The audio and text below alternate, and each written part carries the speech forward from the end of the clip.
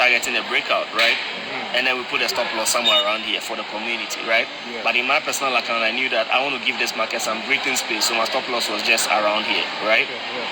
And then when some few pips, right, barely anything, then it started coming down. So it means that for anybody who had their stop loss on the initial one, right? They're out of that trade already. You get what I mean? Now, even though people were out, right, because it's a teamwork, when we had a re-entry around here, right, then they put the trade out again for a buy. You get what I mean? Just that, unfortunately for me, I was so busy and occupied, I don't know what was wrong with me. I couldn't send it to the people, the community. You get what I mean? So for the community, they took a full loss on this one here, right? Including the people that are in the private group. But for the private group, they had a quick recovery because we sent a buy again here. You get what I mean? But then, for us, because we had our stop loss here, we were still like in the same trade. Because I'm highlighting the importance of allowing the trade to breathe. You get what I mean? So, when it brings us back here, then it means that what? Regardless, it's important to, give that trade some level of breathing space to, play around if it has to, before it takes off, rather than just like keeping it so fixed and tight. I know traders who like that tight things. They keep hitting L. When they win one, they come and take a screenshot and put it on X and write a whole thread on it like, yeah, this is the best sniper.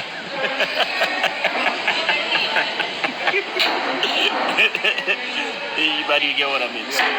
So that's like one criteria is the patterns, right? And then the next one is I like to call it, right, in my circle, right, we call it the short volatility range, right? Which others will also call it the resistance, right? And then there are so many new names that people call it these days. Liquidity zone, what. Let's keep things simple, right? And for us, a short volatility range would be any market that has visited a previous resistance, right? And it has potential of like reverting there again, right? What I mean is that if you watch this market right here, right? There was a point in time where it was just going up and suddenly what? Drop, right? There was a point that was going up and suddenly like drop, right? Can you emphatically tell me why this market dropped here? Can you tell me why? Any logical reason? It's difficult, right? It's hard. Honestly, it's hard. It's hard for anybody to logically tell why this market dropped from here. Don't worry your head about it. That's what most people don't realize. What you have to worry your head about is what the market does the next time it gets there. You get what I mean? That's the trick. Don't worry your head about the first one. You can search the whole world. You can search all the BBC, CNN, CNBC, Bloomberg. You're not going to get a reason why this thing is okay. But you can have a good reason to tell that, okay, if you stop here, there's potential and possibility that you can stop here again. That's the whole idea. Again, you can stop here again. And your leverage is on how you decide to stop there, what? Again. You get what I mean? You leave it to trade, hit that range, play around there, come back into that range, you take your shots there, you allow the market some room to operate, right? Obviously, there are certain factors you're going to consider as well, which comes into the candlestick patterns, right? Those ones are also de facto logics that you must learn, just like the way you're learning the candlesticks. I mean, you're learning the chart patterns. You must sit down and learn the candlestick patterns as well. You get what I mean? You cannot just use your eye to see them. You must memorize them and spot them on the market. You train yourself, over time to just get accustomed to it. You get what I mean? So that is the SVR logic. a short volatility range, right? Volatility, why? Why volatility? Volatility because if you look up the word volatility, right, it's a sudden change in direction of any asset class, right? When we say an asset class is volatile, this is a clear illustration of volatility. That's what most people don't realize, right? Volatility is like, how do you even say, an erratic movement of an instrument. It goes up, suddenly it just comes down, suddenly it goes up, suddenly, like, are you going up or are you coming down? But you don't care about that. So you say that, okay, if you're here, you're potentially looking to short. So there was a moment of volatility that sets in for this thing to drop here. There's possibility to have that same volatility set in here to let it drop again. That's why it's a short volatility range, because you're going short there. The opposite of it is a long volatility range, which means that in that instance we're looking for a long. So if we've had an instance where the market has, reverted from here, we're looking at, okay, if you come back here in some future date, are you going to go back up again? You get it? That's it. Are you going to go back up again?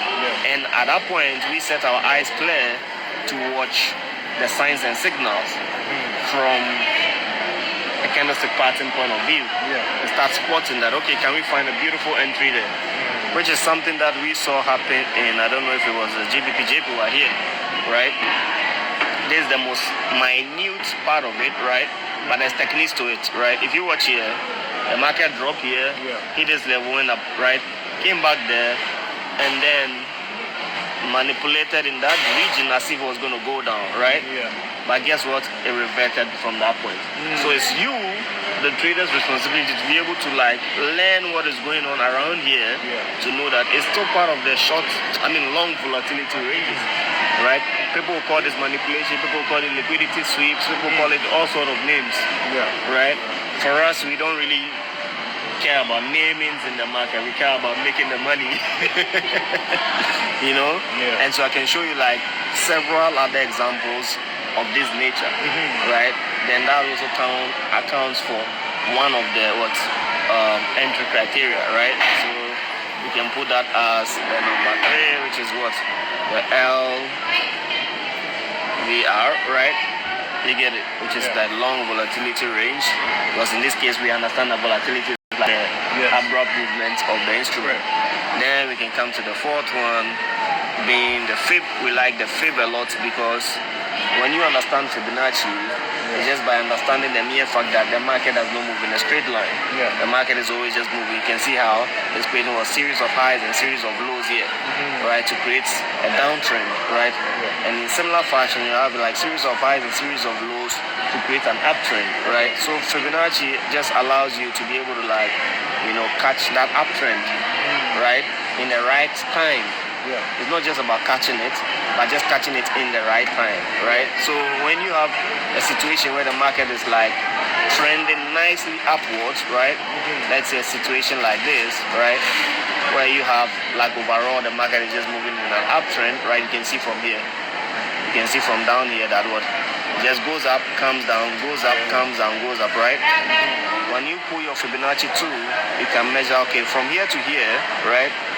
Was the full swing? The full swing is here. The full swing is from here to here, right? Then it pulled back into the 50%, right? Then it continued all the way here, right? Then it pulled back again, right? Now if you adjust even this Fibonacci tool from here to here, you can see that it falls back again in the 50% again. Do you see that?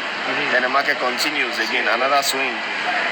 Now, if you measure this swing again from here to here, right? This is the pullback, right? Let's adjust this tool again from here to here.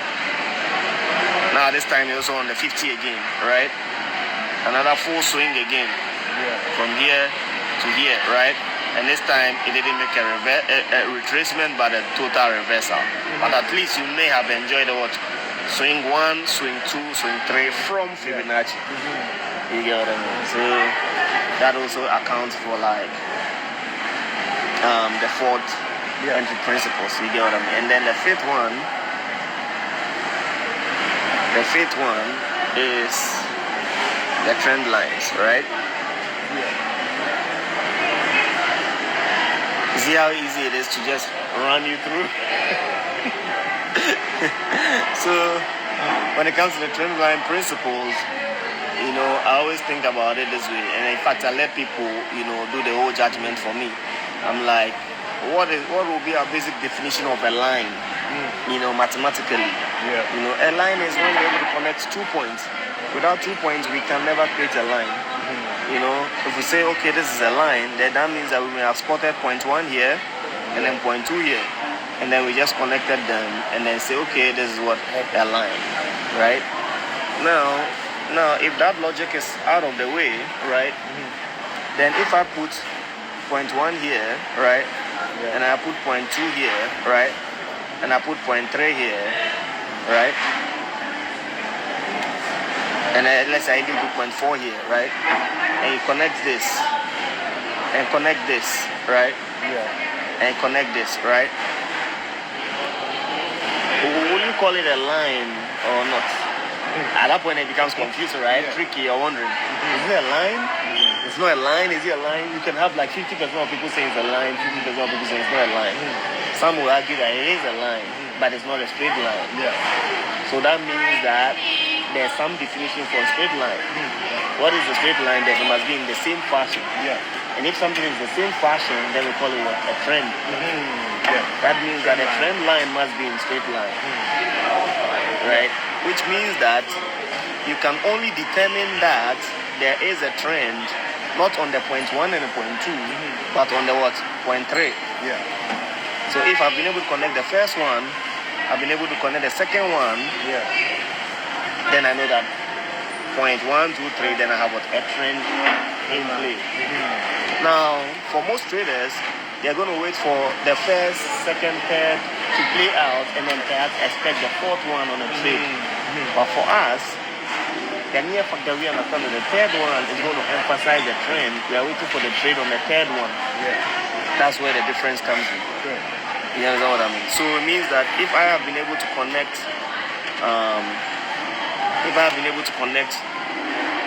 from here, right? You can see down here, 1, 2, 3. You see what happened there? That's the trade. So for most people, they don't spot on that this is the trade, right? Because this is how it's going to look like. It's going to look like this, right? On a reality, right? But you know that you've seen what? 1 down here, right? You've seen 2 here. The market has come to what? The 3 here, right? Or it's coming to the 3 here, right? Anticipate. And by anticipation, it means that you've already drawn your risk to reward to, you've already drawn your potential take profit zones, right? Maybe here or here, right? The market gets into those ranges, right? You look out for your candle confirmations. Maybe this one is the convincing one. Boom, you're in. And then you let the markets do the rest. You get what I mean? What's the strategy? From there on, you let the market do the rest. Let me see. And this is the market literally doing the rest. So you see how the trend line concept also effortlessly come in play. Then the last bit of it, right, which was even a conversation in the beginning, was mastering the candlestick or candle confirmations, right?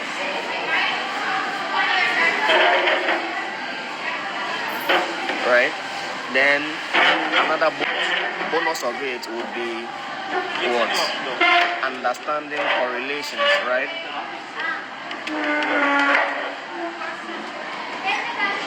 Because there are certain pairs that move in similar nature, right? And then we can call some what? Cross references, right?